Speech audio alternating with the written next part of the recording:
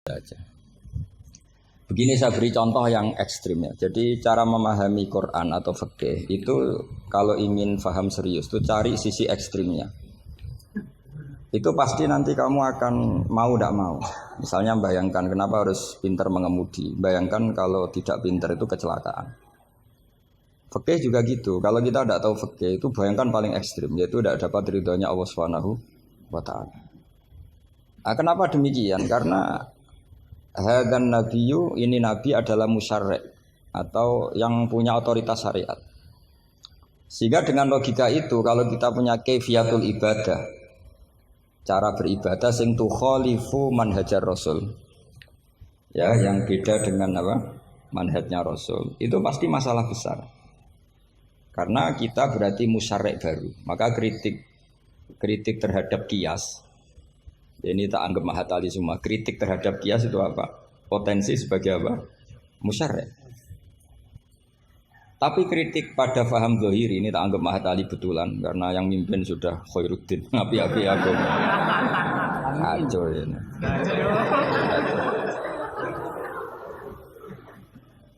Jadi misalnya begini.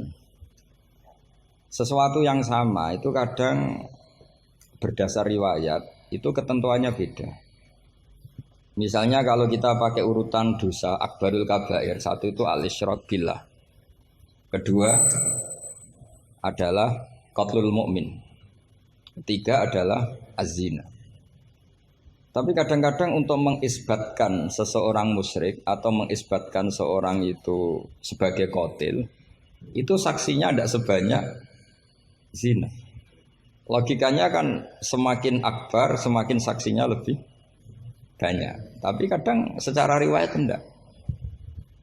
Sehingga apa yang dikatakan agama? Menurut ahli hadis, ad-din huwa riwayah. Kalau menurut ahli hadis, agama itu riwayat. Karena kalau kita melogika, takut kita sebagai musyarri', sebagai penentu lain atau rivalitas dari Nabi dalam membuat aturan apa? Syariat. Oposisi ya kira-kira. Sehingga beragama itu harus riwayat. Nah karena beragama harus riwayat itu, saya termasuk orang yang ngapalkan hadis banyak. Saya tuh hafalan saya hadis itu banyak sekali. Bukan karena ingin lulus ma'adali, itu sudah ada ikhlas kalau ingin S1 barang itu. Tapi ya gak apa-apa, gak ikhlas juga gak apa-apa. Semoga dimaafkan Allah. Tapi saya hafal hadis itu bukan niatnya kayak jenengan ingin jadi apa? S1 terus guru TPQ nanti itu ketemu banyak ustazah yang cantik itu enggak benar itu niat itu. Tapi memang aturannya seperti itu. Saya beri sekian contoh. Kalau agama itu tidak selalu mengikuti logika kita. Saya beri contoh sosial saja yang mungkin ada ini mic-nya kok terlambat. Ada yang lebih bagus. Ini adalah setelannya. Coba bawa dengan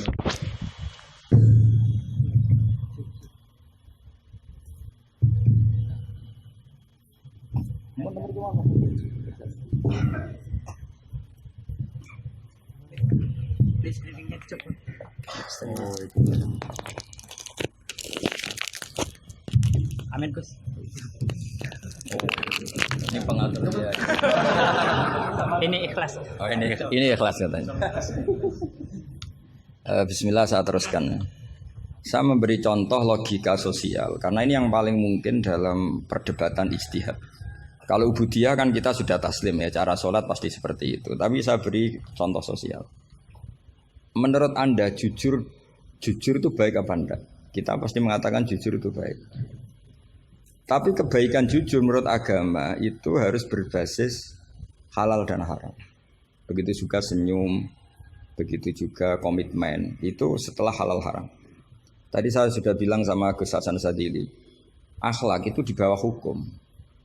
Andai kan senyum itu ibadah, itu orang-orang nakal yang rayu lelaki hidung belang, itu semuanya tukang senyum. Kadang ustadzah sering merengut karena kurang bisyarah atau apa tidak tahu. Nah, nanti kalau senyum itu ibadah berarti mereka lebih sering ibadah karena sering senyum. Itu kalau sampean maling tidak konangan lapor ke pimpinan, mesti dianggap wah kamu bagus. Karena maling tidak konangan. Tapi ya bagus dalam konteks maling. Kamu judi kemudian kalah, kamu bayarkan sama yang menang. Kamu ya dipuji, pejudi yang baik karena berkomitmen. Nah kita tidak pernah tahu sebetulnya kata baik itu harus berbasis syariat. Sehingga kita tidak pernah muji senyum itu baik, berkomitmen itu baik kecuali ba'da'an wa faqadzalika kullu syariat Rasulullah sallallahu alaihi wasallam. Sehingga istrinya Nabi itu diajarin syariat itu beda dengan logika. Jadi kalau mbak-mbak ini yang cantik itu sering senyum sama Ustadz ini Pak Khairuddin itu haram. Karena dia pasti GR dianggap cinta.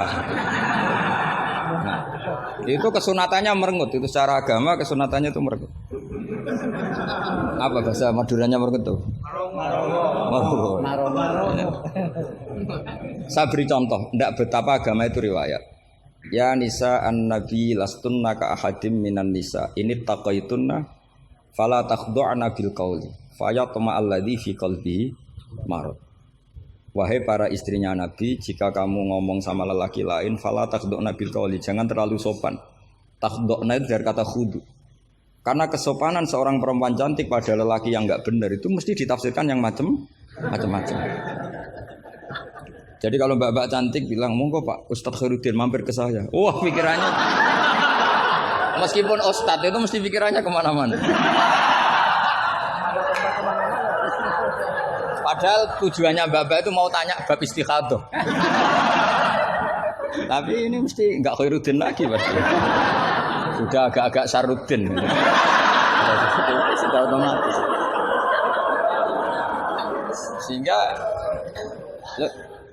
Sehingga aturan Quran jelas. Kebaikan khudu, kebaikan sopan itu harus ada ukurannya. Karena takutnya faya toma alladzi fi qalbihi marad. Orang yang hatinya sakit melihat senyumnya perempuan yang niatnya sopan sekalipun ditafsirnya yang macam-macam. Itu juga fiqhul Quran. Makanya basis kita adalah mengenali fikih itu halal haram dulu secara riwayat. Seorang lagi secara riwayat, jangan secara akal. Kalau selalu pakai akal, mungkin kita naif. Misalnya begini, ayam yang menurut misalnya pakar kesehatan dianggap terindikasi flu burung. Sementara bekecot yang menurut mazhab Syafi'i haram, kemudian malah ditetapkan sebagai makanan bergizi. Andai kan kamu jadi mufti yang mengikuti ilmu ahli gizi atau kedokteran, kamu mengatakan apa coba?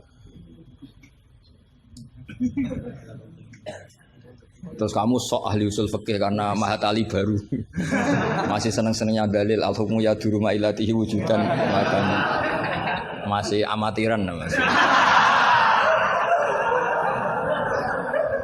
Wah ini bekecot ini illatul hukmi sudah naf'u ya, memberi manfaat. Yang sementara ayam itu doror karena apa? Mengandung apa? Flu burung. Wah berarti yang bekecot halal, yang ayam haram. Kalau kamu bilang gitu kan taqabbalallahu minna minkum. Bisa dicoret dari daftar dai. Kalau saya seperti yang dikatakan MC, saya tidak pernah takut suatu saat tercoret apa tidak pernah takut. Karena kita sudah biasa belajar ilmunya wali. Artinya belajar ilmunya wali ya nomor satu cari ridhonya Allah. Saya tidak pernah ingin terkenal. Dan kalau saya terkenal kok termasuk dosa yang menterkenalkan karena saya tidak pernah. Jadi fahisabuhum ya alaihim bukan alayya. Kalau Allah mau menghisab ya yang kurang penggawean itu. Ya kalau yang saya ngajikan itu baik, yang dapat pahala yang terkenalkan itu. Karena mereka sudah tidak bisa dapat pahala lewat alimnya, ya sudah nge-share saja. Daripada niru alimnya berat ya sudah nge-share aja. Sehingga tadi saya sempat rembukan sama Gus Hasan Sadili. Kenapa Rasulullah itu ngendikan bu istuli utammima makarimul akhlak. Makarimul akhlak itu mutammimah, penyempurna. Tapi setelah basis halal haram. Tanpa itu nggak bisa ada makarimul akhlak. Apa artinya senyum sebagai makarimul akhlak dilakukan fasikoh yang menggoda lelaki. Coba lembaga-lembaga rentenir itu yang cantik-cantik itu tukang senyum enggak? Tapi yang mulang di masjid ngobrai santri jamaah merengut. Berarti hadal ustad merengut. Padahal kata Nabi konsen senyum. Ini lembaga rentenir senyum. Terus pahalanya banyak mana? Maka ukurannya adalah halal haram itu dikawal dulu. Baru setelah sesuatu itu halal, baru senyum itu sunnah. Ya, tapi kalau halalnya saja tidak kena, misalnya perempuan penggoda, perempuan nakal, terus senyum, ya tetap tidak ibadah, kan basisnya dari haram. Gak senyumnya MC ini, kan basisnya sudah ngatur dia itu haram. Itu haram. Jadi harus istighfar itu. Karena basisnya ngatur dia.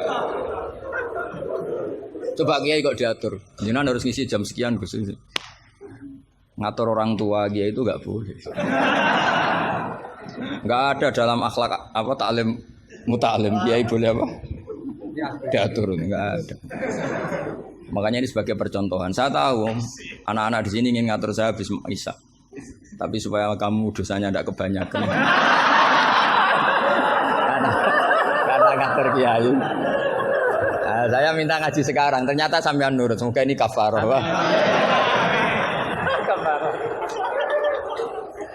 Nggak rileks saja karena khasnya ngaji santri itu rileks. Mulai dulu lama kalau ngajar tuh ya rileks. Saya masih ingat jawabannya Mbah Mun. Aku itu sering dikritik orang. Kata Mbah Mun, saya sering dikritik orang kalau ngaji itu guyon. Kamu tahu kan Syekhina Kiai Mbah Mun kalau ngaji kan sering guyon. Banyak kiai khusyuk yang kritik saya. Kiai kok kalau ngaji guyon. Kata Mbah Mun gini, yang nggak bisa guyon itu karena ilmunya pas-pasan. Jadi melihat kitab itu sudah meruntus itu, sudah grogi. Jadi nggak ada waktu untuk guyon. Jadi roh kitab, apalagi dilihat orang banyak, ilmunya kan pas-pasan. Itu pasti nervous dulu itu. Jadi justru kiai guyon itu bukti alim karena masalahnya selesai. Lo coba kalau kamu udah alim ngaji, mbok ahli guyon kayak apa bisa guyon ndak? Oh meriang ini ya jibu taya jibu ini sudah pusing. Ini ala kulli mukallafin apa mukallifin sudah pusing lagi. Lama-lama tadi, faman mongko sapane wong saraka nyolong sapa man albedo ta ing anduk. Sampai muridnya bingung. Pak, saya punya anak endok. Karena ejaan Latin itu kalau tulisan pegon itu anduk sama endok itu sama. Dia bacanya albedo itu bukan endok tapi apa? Anduk. Terus kata kiainya karena enggak mau kalah. Kan sama, nyuri telur ya haram, nyuri anduk ya haram. karena nggak mau kalah ya. Karena temanya mencuri apa? Mencuri endok sama andok kan sama-sama haram. Yang repot walillahi mulkus samawati wal ardi, Allah punya langit wal ardi lan bom. Karena dia bumi dia bacanya bom. Ketika diprotes ya sama. Langit dan bom kan ya sama milik Allah. Wah ya repot. Ada orang seperti itu.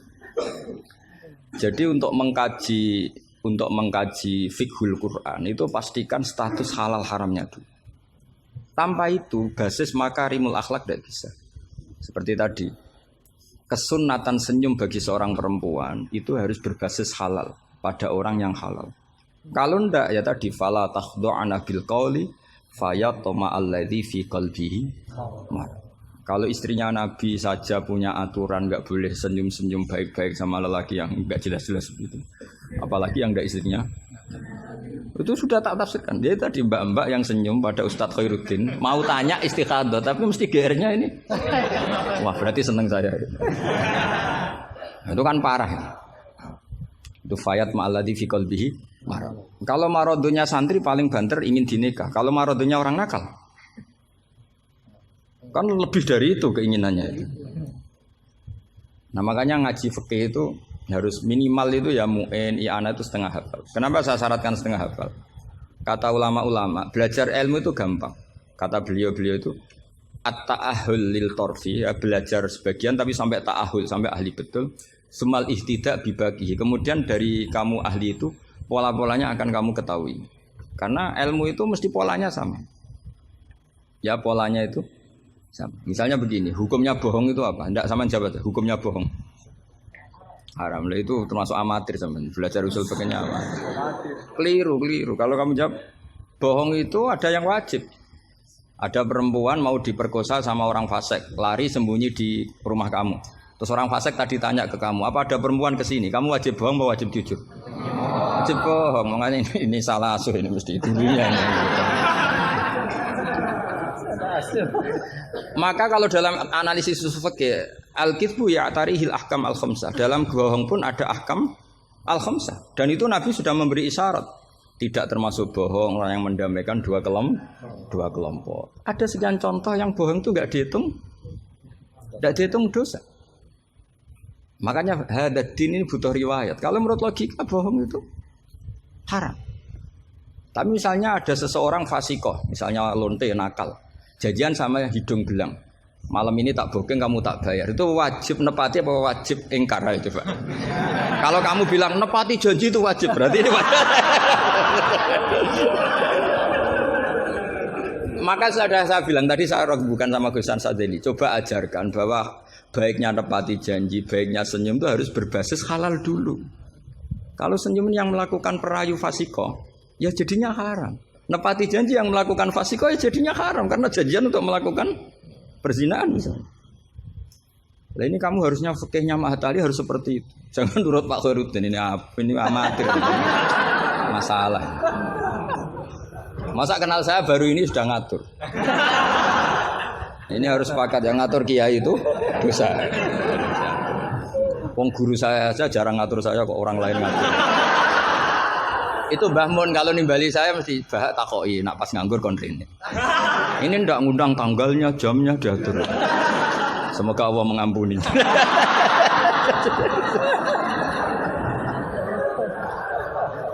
Ndak supaya Anda sadar bahwa di balik aturan-aturan prosedur juga aturan etika bainal ulama. Oke, aturan prosedur saya harus ngisi jam sekian. Itu aturan prosedur. Tapi aturan prosedur ini tidak mengalahkan hukum taklim mutaklim. Makanya semoga ngerubah jadwal ini bagian dari kafaroh ya. Amin. Saya teruskan ya. Jadi fikih itu harus Anda itu harus setengah hafal. Ya minimal takrib muin. Nah, barokahnya setengah hafal ini kamu punya basis. Basis kalau basisnya kuat nanti bisa ihtidak ila bagihi. Misalnya begini. Kalau kamu maknani qasrus salat itu apa? Coba. Enggak jawab saja. Meskipun amatir jawab saja. Qasrus salat. Apa gurunya yang tak tanya? Nanti kalau enggak tahu malu kan. Ya kalau murid enggak benar kan pantas. Meskipun nanti enggak benar saya nyalakan gurunya juga. Coba jawab qasrus salat itu apa coba? Loh iya, maksudnya gimana? Dari 4 menjadi 2. Kalau dari 3 enggak kan? Dari 2 enggak bisa. Itu pengetahuan standar ya. Pengetahuan standar. Amatir masalah. Tapi cukup lah. Cukup untuk ngelamar anak Pak Kaji itu sudah. Tapi sebetulnya ada qasrus salat yang makna lain, yaitu minal wujub ila tarkil wujub atau minal haram menjadi tidak haram. Atau minal ibtal atau mubtilat menjadi tidak mubtilat. Karena ayat itu turun ketika perang. Wa idza darabtum fil ardi falaysa 'alaikum junahun an taqsuru minas shalat. Itu ulama tafsir itu ijma dan ini Anda pasti tidak tahu. Karena gurunya aja belum tahu ini. Itu sebetulnya ayat itu bukan turun tentang rubaiyah menjadi sunaiyah. Tapi tentang hamlud dam fi shalat itu enggak boleh. Tapi gara-gara perang menjadi boleh. Bergerak salah suharokatin mutawaliyatin normalnya enggak boleh, gara-gara perang menjadi boleh. Maka di situ maknanya qasrus salat adalah minal wujub menjadi tidak wujub, minal ibtal menjadi tidak ibtal. Tapi kan kita kan dari dulu belajarnya amatiran gini. Jadi ya sudah qasrus salat pokoknya papat jadi 2. Itu sudah pinter sudah pinter. Makanya di antara terusannya ayat itu kamu harus membawa pedang. Karena padahal membawa pedang ini kadang mulat toh bidam, pedang ini penuh dengan darah. Jadi antak suruh minas sholat tentu makna pokoknya seperti tadi 4 menjadi 2. Tapi ada makna yang justru dibawa oleh sejarah ayat itu sendiri, yaitu normalnya orang sholat tidak bawa darah tapi ditoleransi saat perang. Enggak boleh gerak, ditoleransi saat perang. Misalnya sholat, istiqbalul kiblat wajib enggak? Wajib. Tapi fi syiddatil khaufi wajib enggak? Enggak. Nah, itu ya qasrus sholat namanya. Jadi qasru maknanya mencendak, memperpendek dari syarat misalnya 100 atau 10 menjadi tinggal 4. Jadi qasru itu misalnya syara itu sihati sholat 10 gara-gara syiddatul khauf menjadi 4. La minas asroh ilal arba'ah ini juga qasru. Paham tak ya? Enggak, kalau ilmu yang kelas tinggi nerangkan ustadznya. Nanti muridnya tanya ustadz. Jadi artinya apa? Kamu bisa memahami gitu tuh kalau mutabakhir bil arabiyah. Karena dari awal maknanya qasru itu nyendak. Nyendak itu bisa tadi dari syarat 10 menjadi 4. Itu juga qasru. Coba dalam sholat sidatil khaufi yang dikorting berapa coba? Yang didiskon. Bisa gerak lebih dari 3 kali. Boleh hamlun najasah yaitu hamlut dam. Boleh tidak istiqbalul kiblat. Bahkan mungkin boleh ngomong dengan kadar yang penting untuk keselamatan orang Islam. Misalnya ada orang Abu Jahal mau bunuh Ustaz Khairuddin, kan bahaya bagi agama ini. Kalau Khairuddinnya meninggal. Terus kamu bilang, "Ya Ustaz," memperingatkan dia supaya tidak dibunuh. Nah, kalam seperti ini juga tidak membatalkan sholat. Karena tidak dianggap ajnabi. Meskipun ini sangat mufhim, bukan sekedar karena beberapa kalimat.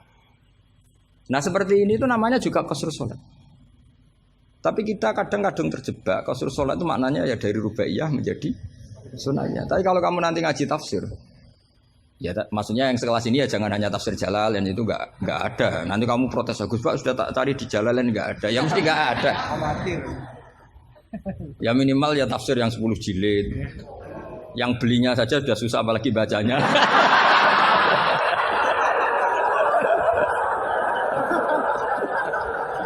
Ya kan yang belinya aja sudah susah apalagi bacanya. Tapi kan sekarang ada.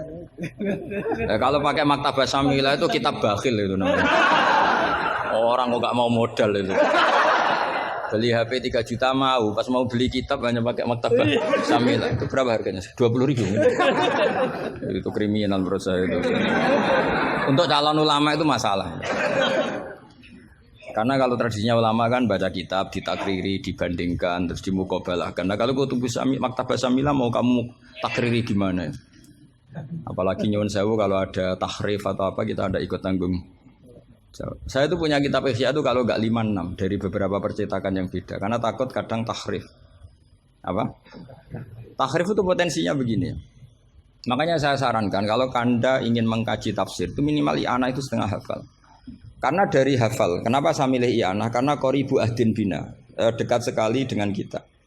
Misalnya sanad saya, misalnya saya Mbah Mun, Mbah Karim, Mbah Hashim pernah ngaji Syekh Mahfud Termas ngaji Sayyid Abi Bakar Sato, Sohibul i'anah. Kalau saya sanad dari keluarga saya, malah mbah saya kandung, itu pernah ketemu sama Sayyid Abi Bakar Sato, pernah ngaji. Kalau sanad guru memang saya harus muter sampai 5. Di Sidogiri juga sama. Mbahnya istri saya namanya Mbah Murtado sama mbahnya Mas Kamil itu pernah ngaji Sayyid Abi Bakar Sato. Sama saya tak cerita. Misalnya begini, ada kitab itu membuang la, dengarin ya, membuang la. Itu kalau Anda yang hanya belajar di Mahatali seperti ini, mungkin buang la itu aneh karena la itu kata inti, tidak itu kan kata inti. Tapi di orang Arab buang la itu biasa. Jika tafsir Jalalain selalu mengatakan la uqsimu bihadzal balad, la uqsimu biyaumil qiyamah, la zaidatun, la difonis ya zaid. Wong la itu maknanya tidak kok dikatakan zaidah. Karena memang dalam muhawaratul Arab atau muhadatsatul Arab, mereka bilang la wawa. Orang Arab itu kalau bilang wawa itu enggak marem kalau tidak dimuqaddimai la wawa. Sehingga la difonis zaidah. Tapi problem dikatakan zaidah begini, apa betul iya? Karena kebalikannya juga ada. La itu ada tapi di lafaz tidak ada. Maksudnya di lafaz tidak tertera. Misalnya wa'alal ladzina yutiqunahu fidyatun ta'amu miskin. Coba kalau kamu maknani tanpa la. Orang yang mampu puasa pun enggak maknani tanpa la. Makanya tadi mukadimah saya kan kalau ingin belajar ilmu cari sisi ekstrimnya. Misalnya kalau kamu kangkang itu jelek, bayangkan kalau untuk cah jelek, tahu-tahu anak kamu jelek banget gitu.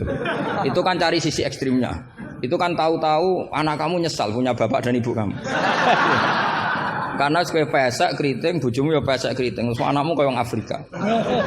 Nak lanang rapo terus wedok. Itu kan kamu ikut dosa. Karena membuat generasi yang enggak laku rabi gara-gara salah.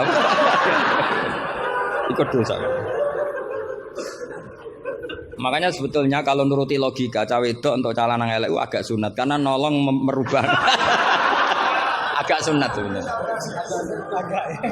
Tapi bisa saja cowoknya ini yang haram karena memperburuk. Karena biasanya kalau yang sahabatnya besar itu yang jadi. Karena yang wedok cantik, yang lanang jelek kan yang semangat yang lanang. Biasanya anaknya mirip bapaknya. Nah, itu masalah kan enggak. Itu kalau menurut di fikih itu logika, tapi fikih kan enggak logika juga apa? Riwayat. Saya teruskan ya. Kalau Anda tahu di fikih yang boleh fidyah itu kan az-zamin orang yang lumpuh atau as-syekh. As-syekh sing marot sing la yurja buruhu. Saya ulang lagi, kalau kita ngelotok fikih yang boleh bayar fidyah itu siapa? Orang yang sudah lumpuh atau syekh orang tua yang nggak mungkin sembuh lagi, maka dia dianggap nggak mampu puasa diganti fidyah. Karena ada kepastian fikih demikian sehingga ketika kita baca ayat wa 'alal ladzina yutiqunahu tetap kita baca la yutiqunahu. Kenapa kita tahu itu? Karena basis fikih kita cukup. Meskipun tidak ada la tapi basis kita mengarah ke la. Berarti yang menentukan kamu alim itu basis fikih apa basis lughat? Basis fikih. Kebetulan secara lughat disahkan. Apa bukti disahkan secara lughat? Ada kalimat biasa yang tidak ahkam syariah tapi buang la. Tawahi tafta'u tadhkuru Yusuf ela tafta'u tadhkuru Yusuf. Ketika Nabi Yakub sampai setengah buta, kata anak-anaknya, "Sudahlah bah, kamu itu terlalu selalu ingat Yusuf." Tawahi tafta'u ela tafta'u, ada membuanglah di dialog-dialog biasa. Kalau dalam dialog biasa bisa dibuang, maka dalam hukum juga bisa dibuang. Kayak wa 'alal ladzina yutiqunahu fidyatun ta'am miskin. Ela yutiquna. Ada lagi contoh yang mesti membuang lah. Ini mujma' alaih pasti. Maksudnya secara makna pasti mujma' alaih. Mungkin ada yang mengkaji fiqhul Quran. Ada ayat di bab kalalah itu yastaftuna qulillahu yuftikum fil kalala ini mruun halaka laisa lahu waladu wa lahu ukhtun falaha nisuma tarok sampai saat terusnya terus ditutup apa yubayyinu wallahu lakum an tadillu. Coba maknani tampallah. Oh, sesat semua. Cara sekretaris tadi sudah di-X semua. Coba kalau maknani tampallah. Yubayyinu nerangaken sapa Allah memberi penjelasan an tadillu supaya kamu sesat. Betapa bodohnya kita. Itu jelas menyimpan la dan mujma'ala, enggak mungkin kamu maknani tambah la. Karena kalau tambah la maknanya Allah memberi penjelasan agar kamu sesat.